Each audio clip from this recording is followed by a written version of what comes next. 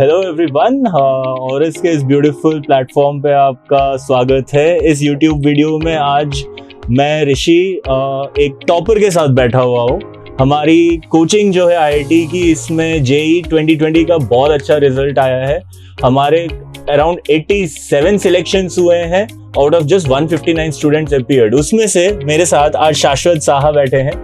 तो शाश्वत, ये इस वीडियो में हम लोग ये बात करेंगे कि आपने इतनी अच्छी रैंक कैसे हासिल करी। पिछले 2-3 साल से आप जो भी आईआईटी की तैयारी कर रहे हैं, what you did, how you did it. So will share with our young viewers कि how did you, Shashwat, were able to do that.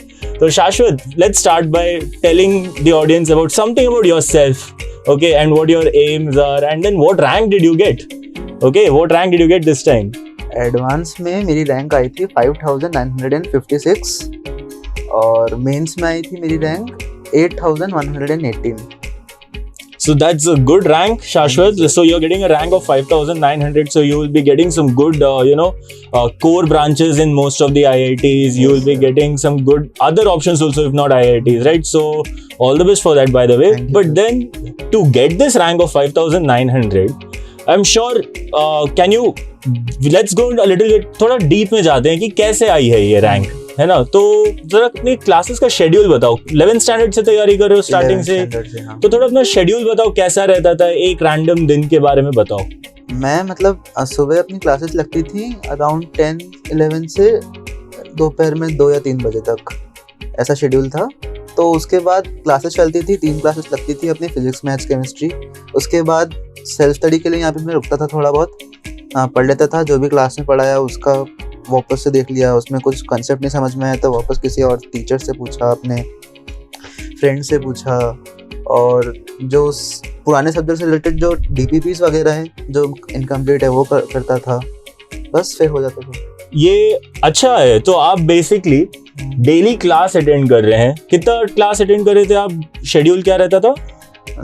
10 to 2, 10 to 2, 10 to 3 kind of schedule चल रहा है। तीनों सब्जेक्ट हो रहे हैं। तो ये फायदा है एक्चुअली, आप डेली कोचिंग में तीनों सब्जेक्ट अटेंड कर रहे हैं, पहली बात तो, है ना। तो आपका डेली का तीनों सब्जेक्ट का आगे चलता रहता है प्रोग्रेस। एंड देन कोचिंग में ही रुक के कोई बैकलॉग नहीं मेंटेन करेंगे, कोचिंग में ही रुक के ये अपना सारे टॉपिक्स पढ़ लिया करते थे, सारे सवाल लगा लिया करते थे। And he said something called DPP, right, daily practice problems. तो ये आपको टीचर्स देते थे, राइट। तो आप उसी दिन ये सॉल्व किया अपने DPP जल्दी से जल्दी, एंड अपने डाउट्स भी क्लियर किए। जरा शाश्वत ये बताना कि डाउट्स क्लियर करने के लिए क्या फायदा होता है डाउट्स क्लियर करते हैं? तो डाउट्स क्लियर करने से क्या, वो जो सब्जेक्ट है वो और ज्यादा अच्छे से, वो बाद में हम भूलेंगे नहीं। उसका कोई भी क्वेश्चन आ जाए, कहीं भी आ जाए, तो हमें रहेगा दिमाग में हमें करना क्या है।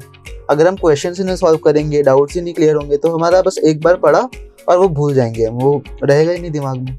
बिल्कुल सही बात है। So apart from doubt clearing, तो आप जब क्लास अटेंड करते थे, कोई स्पेसिफिक ट्रिक आपने यूज करी है कि क्लास में मेरे को नोट्स कैसे बनाने हैं? Anything like how were you in class? हमें सर ने बोला था शॉर्ट नोट्स बनाने के लिए, स्पेशली केमिस्ट्री में, क्योंकि उसमें फिजिकल केमिस्ट्री होगी, इनऑर्गेनिक होगी, उसमें चीजें होती है जो भूलने के बहुत चांसेस रहते हैं। तो इसलिए शॉर्ट नोट्स बनाने से क्या होता है, क्विक रिवीजन भी हो जाता है।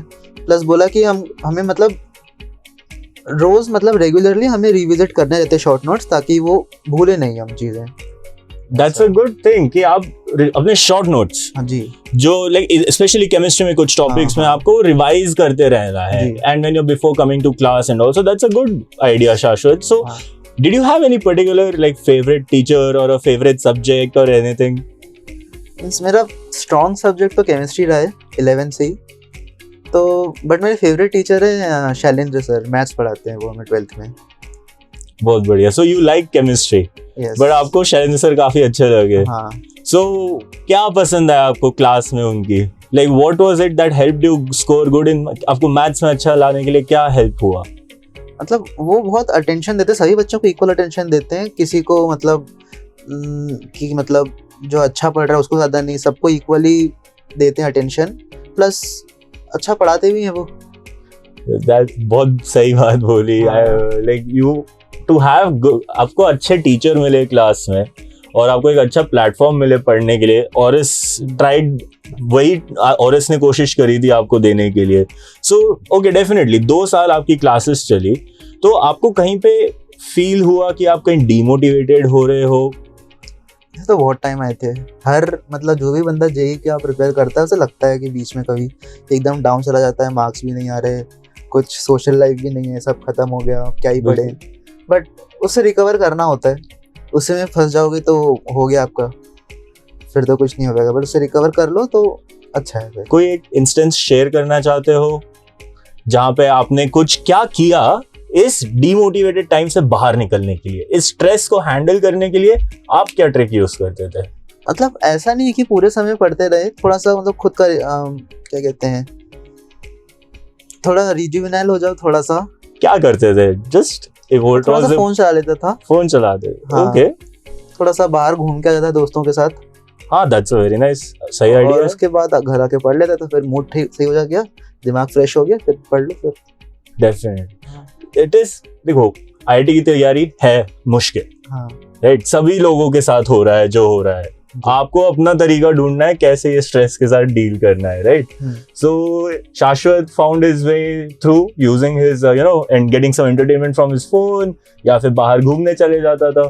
तो अभी आप लोग, आपसे ये पूछना चाहता हूँ कि टाइम कैसे मैनेज किया? जैसे कोचिंग खत्म हुई, सपोज 2-3 बजे कोचिंग खत्म हुई, आप एग्जैक्टली कितने घंटे पढ़ते थे एक दिन में, या फिर किस सब्जेक्ट को कितना टाइम देते थे, इस बारे में जरा बताओ। हाँ, मतलब यहाँ पे क्लासेस वाले टाइम को छोड़ के मैं घर में, मतलब वो डिपेंड करता है, मतलब 11th में करीब 5 से 6 घंटा पढ़ लेता था, और 12th में आके थोड़ा और सीरियस हो गया मैं, थोड़ा 6-7 घंटा हुआ। फिर एग्जाम जैसे और पास आते गए तो और सीरियस हो गया, 10 पहुंच जाता था, 12 पहुंच जाता था, इस टाइप से ही चलता था मेरा।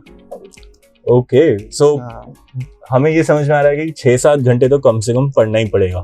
हाँ, वो तो है ना, और डेली पढ़ना पड़ेगा। ठीक है शाश्वत, तो एक चीज और बताओ, ये जेई का रिजल्ट मैनेज करने के लिए और बोर्ड्स का रिजल्ट मैनेज करने के लिए उस वक्त आपने कैसे किया? लोगों के, बच्चों के दिमाग में चलता है कि कैसे मेंस भी मैनेज करे और बोर्ड्स में भी मार्क्स लाने। So what did you do? Boards के लिए मेरी उतनी ज़्यादा प्रैक्टिस थी नहीं। 10th के बाद से तो मतलब मेन मेरा फोकस आईआईटी था, तो उसके लिए थोड़ा मतलब ऑब्जेक्टिव क्वेश्चंस होते हैं, उसमें ज़्यादा लिखना नहीं पड़ता। सब्जेक्टिव क्वेश्चन में जैसे बोर्ड में जो आते हैं उसमें पूरा लिखना है, उतना प्रैक्टिस था नहीं मेरा। तो बट मैंने बोर्ड से पहले जो अपना टाइम था थोड़ा सा दिया था अपने को, 1-2-1.5 महीने का, उसमें करा, मैंने प्रैक्टिस करा, पढ़े, पूरा थ्योरी पढ़ा, वापस से मेमोराइज करा, वहाँ पे कर लिया फिर बोर्ड में। बिल्कुल, थोड़ा सा प्रैक्टिस करना, मतलब खुद से ही थोड़ा हेल्प लेते हुए। मतलब उतना डिफिकल्ट नहीं होता बोर्ड, अगर आपको आईआईटी जेईई के कांसेप्ट सब पता है तो उससे ज्यादा क्या ही चाहिए अपने को। देखिए 11th-12th का ही पूरा सिलेबस आता है जेईई में, मतलब आपको कंसेप्चुअली क्लियर होना है, सारे डेरिवेशंस भी हो जाए, थोड़ा बहुत प्रैक्टिस कर लो सही टाइम पे, है ना जी। और आपको स्पेसिफिकली क्या लगता है, मतलब कि ऑरस ने आपकी कैसे हेल्प करी है ये पूरे प्रिपरेशन में? काफी हेल्प करी ऑरस ने, काफी हेल्प मिला, काफी अच्छी मेंटरशिप है यहाँ की, काफी मतलब जो कंसेप्ट्स होते हैं काफी क्लियर हो जाएंगे आपको। ऐसा नहीं है कि अब पढ़ा दिया अब भूल जाओ, अब तुम दूसरा नेक्स्ट चैप्टर कर लो, ऐसा भूल जाओ, ऐसा नहीं है। जो चैप्टर तुम्हें नहीं याद किया तुम टीचर से पूछोगे, वो तुम्हें बार बार समझाएगा और कंसेप्ट क्लियर कर देगा, कोई डाउट नहीं रहेगा तुम्हें। और आपको क्या लगता है सिलेबस कैसा चला था? टाइम पे कंप्लीट हुआ था सब कुछ? हाँ, मतलब टाइम मिल गया था हमें सिलेबस खत्म होने के बाद रिवीजन, पीवाईक्यू ये सब करने के। सर पीवाईक्यू के बारे में जरा बताओगे कि कैसे आपको क्या एक्स्ट्रा इनपुट दिया गया था? पीवाईक्यूज में जो पुराने साल के मेंस एडवांस के क्वेश्चंस होते हैं वही करे मैंने, जो पब्लिकेशंस के आते तो कुछ बुक्स की वो सब करे। प्लस यहाँ पे भी हमारे यहाँ मतलब एग्जाम से पहले अपने मॉक टेस्ट होते थे, हर दिन एक मॉक टेस्ट होता था उस टेस्ट से रिलेटेड, तो उससे भी काफ़ी प्रैक्टिस हो जाती थी। वो किया, वो दिया, फिर घर आके पीवाईक्यूज करा, फिर अगले दिन वापस टेस्ट दिया, फिर पीवाईक्यू, ऐसा। राइट। सो आप पीवाईक्यू कर रहे हो, मॉक टेस्ट दे रहे हो, तो ये एक अच्छा टिप है राइट बच्चों को प्रिपरेशन के लिए कि मॉक टेस्ट देने चाहिए, पीवाईक्यू सॉल्व करना चाहिए ताकि अपनी रैंक इम्प्रूव करें। आप और कुछ ऐसे टिप्स देना चाहते हो कि क्यों आपकी रैंक इम्प्रूव हुई या फिर आपने क्या क्या किया? और टिप्स में मतलब ये है कि अगर आप एकदम 11th आवर बचा है, जैसे अपना 1 महीना बचा है, आधा महीना बचा है, तो उसमें आप सिर्फ PYQs ही करो और कोई मतलब स्पेशली क्वेश्चंस मत करो। PYQs में काफ़ी सारे टॉपिक्स होते हैं, काफ़ी अच्छे क्वेश्चंस भी रहते हैं, तो वही करने से मोस्ट पार्ट कवर हो जाता है। बहुत बहुत बढ़िया शाश्वत। सो काफ़ी अच्छे तरीके से आपने हमें लाइक हमारे व्यूअर्स को you gave a lot of tips, अपना काफ़ी एक्सपीरियंस शेयर किया है। वी आर हैप्पी कि आपको इतनी अच्छी रैंक मिली है। So thank you for joining us on our channel Shashwat. All the best for your future and this is Rishi signing of.